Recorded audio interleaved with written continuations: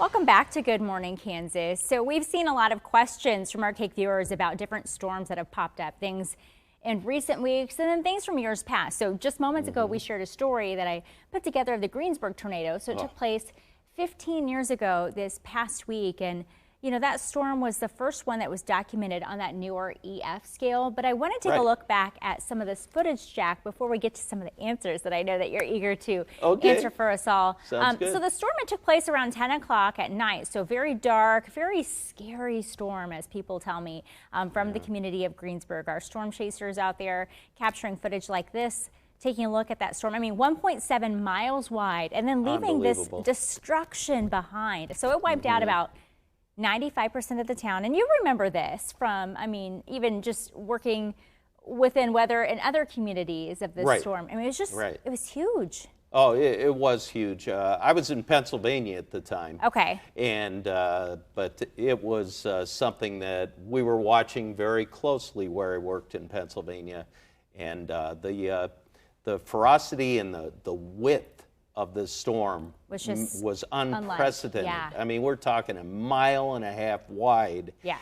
A lot of wide tornadoes tend to not be quite as strong, but this one was an exception to the rule. Let's talk about that strength, because it was, so they started this new scale, the EF scale, and some questions that we had from people, so we're talking about this tornado, and then some people were like, oh, well, another one in Kansas that was as strong, and they were thinking it's the same scale, was the F5 tornado of Andover in 1991. So we've had all these questions because people are thinking about Andover, they're thinking about Greensburg. So what is the F versus the EF scale? Well, what they did in February of 2007, strangely enough, about 3 months before the Greensburg tornado, they updated the F scale, which was developed by Thomas Fujita back in the 70s. They finally updated that in 2007.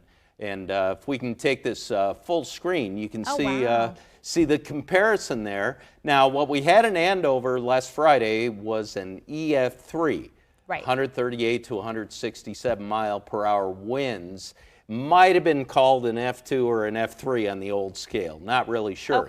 Now, the Greensburg tornado, which occurred in 2007, on the old scale, it might have been an F4, but notice that the EF5 level is more like the old F4 level. Old F4, 210 to 261 miles an hour. The EF5, the new scale, putting it at 200 mile an hour plus winds. In fact, I'd say it's a little bit of an error in this graphic. For that EF5, it should probably be a little open-ended. So why don't we just call that 200 miles per hour plus. Pretty interesting. Very specific, though, in those changes to be more accurate with everything and documenting everything with history. Yeah, it's just like we started naming hurricanes in the early 50s. I mean, we always have to change things up a little bit.